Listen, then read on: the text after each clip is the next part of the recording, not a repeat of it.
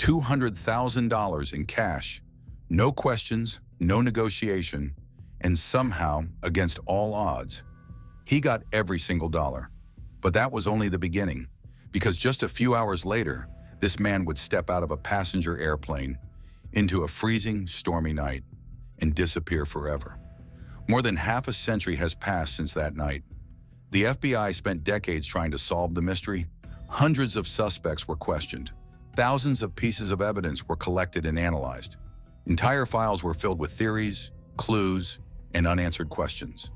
But after all these years, nobody knows who he really was.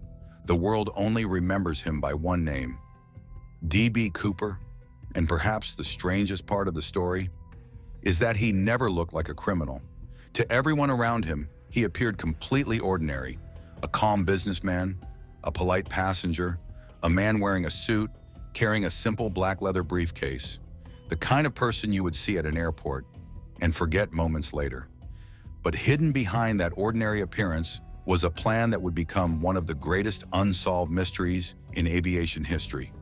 November 24th, 1971, Portland International Airport. The day began like any other. Passengers rushed through the terminal. Families said goodbye.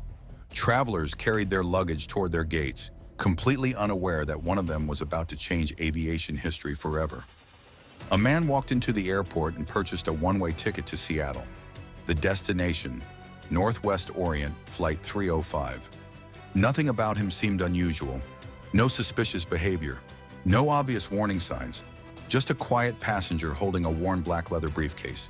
He boarded the Boeing 727 and chose a seat near the rear of the aircraft. Then he waited, calmly, patiently, as if everything had already been planned. He ordered a drink, lit a cigarette, and watched the world pass by outside the window. When the plane reached cruising altitude, the man calmly called over a flight attendant. Her name was Florence Schaffner. She approached him, expecting a normal request from a passenger. Instead, he handed her a small folded note. At first, she barely reacted. In those days, passengers sometimes gave flight attendants notes with phone numbers or personal messages. She assumed it was something similar. Without reading it, she placed the paper into her pocket.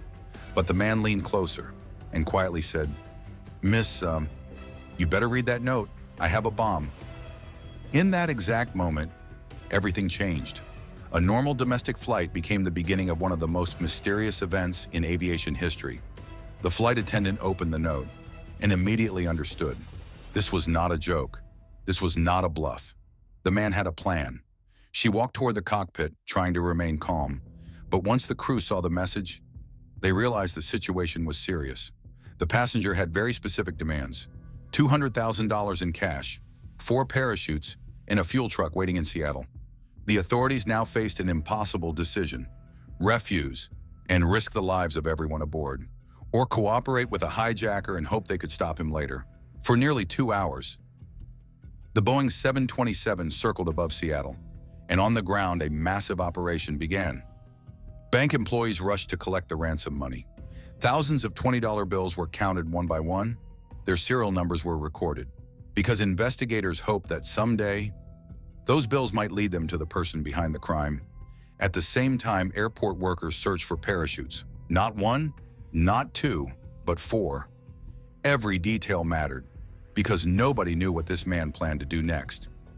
Finally, the Boeing 727 landed in Seattle, but instead of heading toward the terminal, the aircraft was moved to a remote area of the airport, away from crowds, away from attention.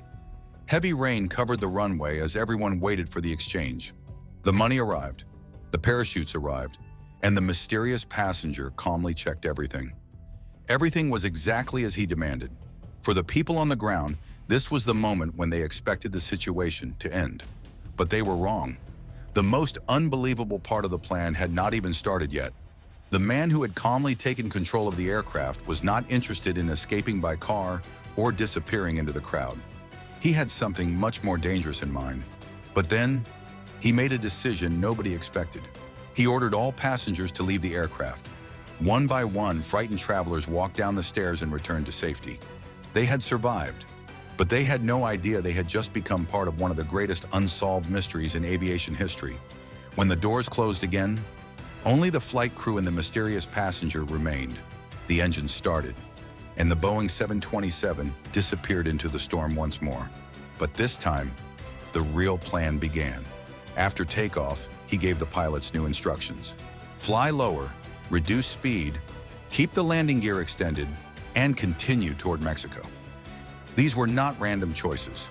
He understood the Boeing 727, especially one unusual feature. The rear staircase beneath the tail, while the aircraft moved deeper into the storm, he prepared the final stage of his plan. He secured the money bags with parachute cords, checked the equipment, made sure every detail was ready. Because after leaving that airplane, there would be no way back, and there would be no second chance. Then, a warning appeared in the cockpit. The rear staircase had been opened. The pilots heard the violent sound of freezing wind, but they could not leave their controls. The aircraft continued through the darkness above the forests of the Pacific Northwest, and somewhere behind them, the mysterious passenger disappeared. When the crew later checked the cabin, it was empty. The man, the parachute, the money, everything was gone. Below the airplane stretched thousands of miles of forests, mountains, and rivers. If he survived, finding him would be almost impossible. The FBI launched one of the largest searches in American history. Agents searched forests, rivers, fields, and remote mountain areas, but nothing was found. Years passed.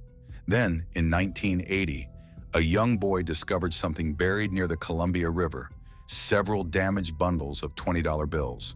The serial numbers matched the ransom money from Flight 305. It was the first major clue in years, but instead of solving the mystery, it created even more questions. How did the money get there? Did Cooper survive? And where did he disappear? More than 50 years later, the case remains unsolved. Investigators continue studying every clue. The tie left behind, the fingerprints, the recovered money, the tiny particles found on evidence, but none of them reveal his true identity.